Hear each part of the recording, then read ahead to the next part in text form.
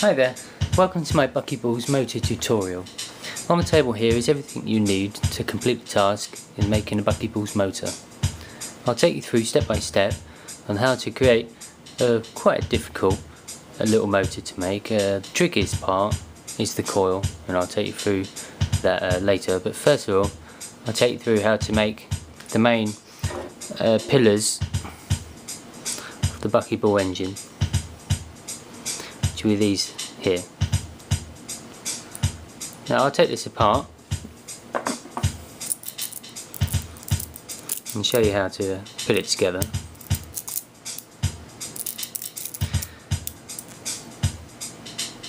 Now what I do is I count 4, 4, 4 and then 4, making 16.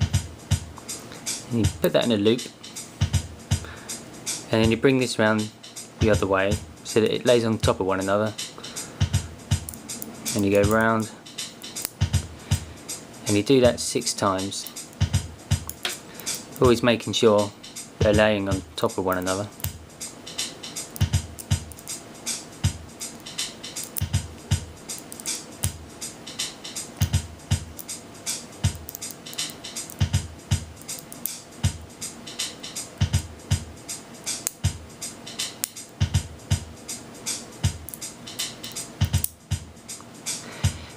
Now you grab one end and you pinch in the middle till it comes in the middle like that.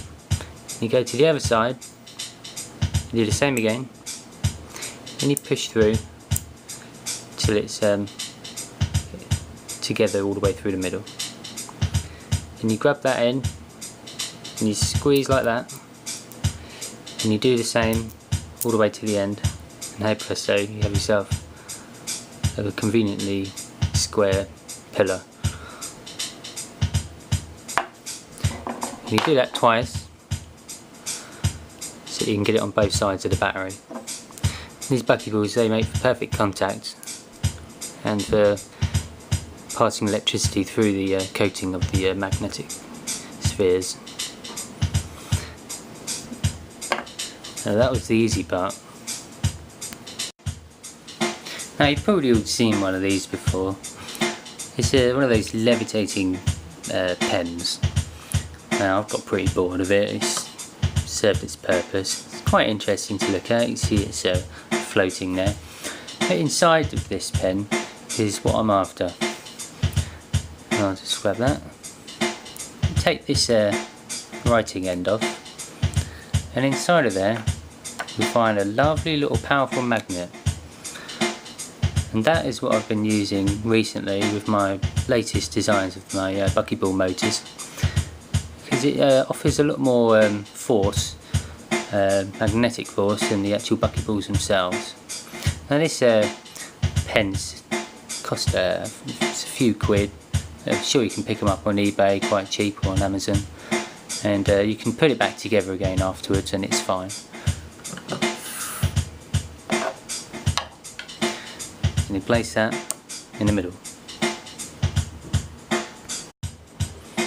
Now the hard part is making the coil, and with this we'll make it with, this is enamelled copper wire. It's reasonably thin, but it's quite bendy, and if you go for a thicker one it's still quite easy to make a coil with. But I prefer this thinner stuff. Okay, we'll unwind that a few turns. Now how I make the coil is I leave one straight end, I've got the battery, and I wrap that round about 12 times. 1, 2, 3, 4, 5, 6, 7, 8, 9, 10, 11, 12. Push them together.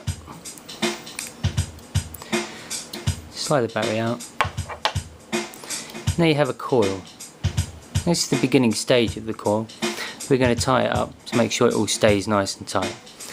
We're going to use these scissors to cut this end off.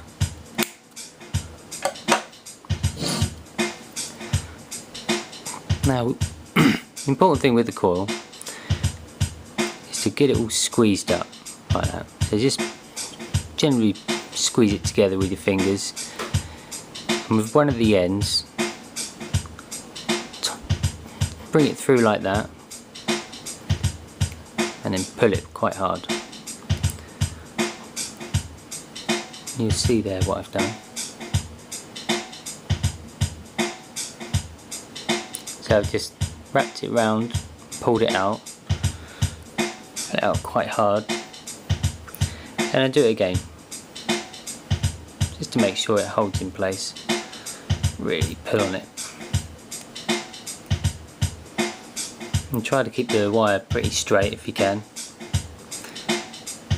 Now you'll notice that it's quite far to the left there on the actual coil, so I get my nail and I bend it in a bit so that it's more in the middle of the coil, if you see what I mean. Now with this other wire, we'll bring it under like so, and bring it to the other side. It's all going to look a bit rough at the moment, and it's not going to look very balanced or anything, but we can sort that out later. So you take it to the other side and curl it in, and do the same as the other side. Wrap the wire around it and pull it real tight. Wrap it around your finger if you have to, just to really pull on it so that it ties off on the other end. And do the same again.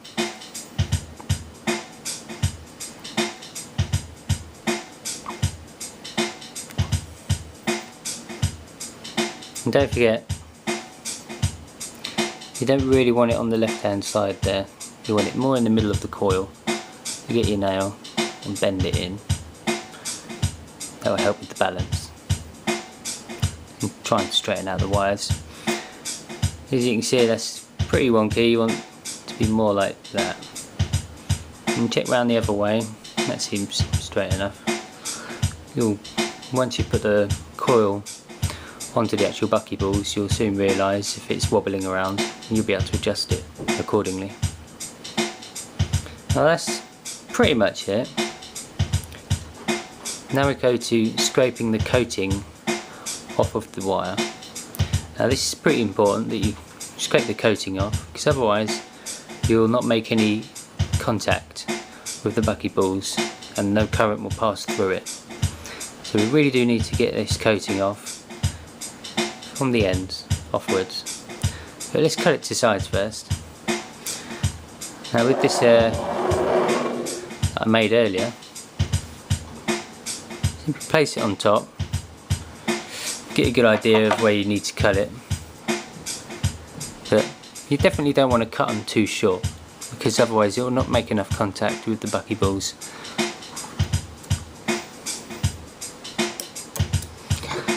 Get a little bit off that side.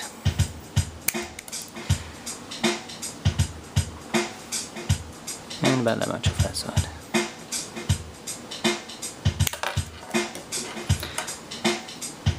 That's just about right. About a hand's width.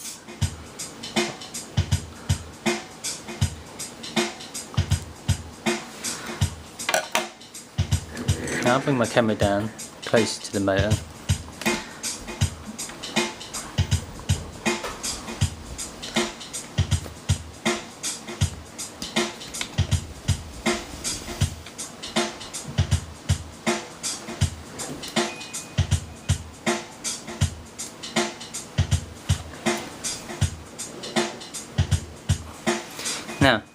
Now, you can see it's pretty wobbly once you try and start it off.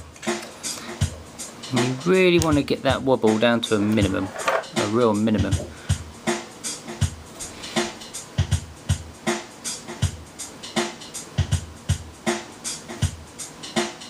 That's not too bad. That goes around a few times on its own.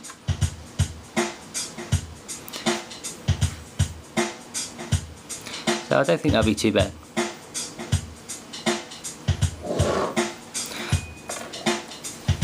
Now, with the razor that you saw earlier, this is what I use to scrape the enamel off. You can use this, or a dull blade of some sort, like from the kitchen, or even the edge of your scissors will probably do it. But I find it's much easier with a razor. You just simply on the edge of the table and scrape away. And you definitely want to do this quite thoroughly, because anything left on the wire will prevent contact with the buckyballs and will potentially stop it from working.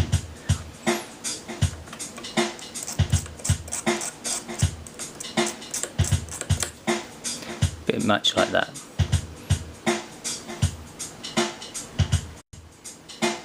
Right, now that I've got all of the coating off the ends of the wires here, it's pretty much ready to go.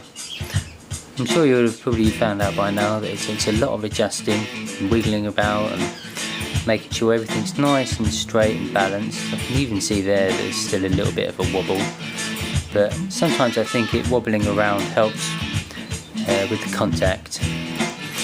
Now, you don't lay the coil on top like that. You put it in one layer down, so that way it can bounce around inside that little space it's got there and make good contact. It takes a few attempts to get it going, but it soon starts.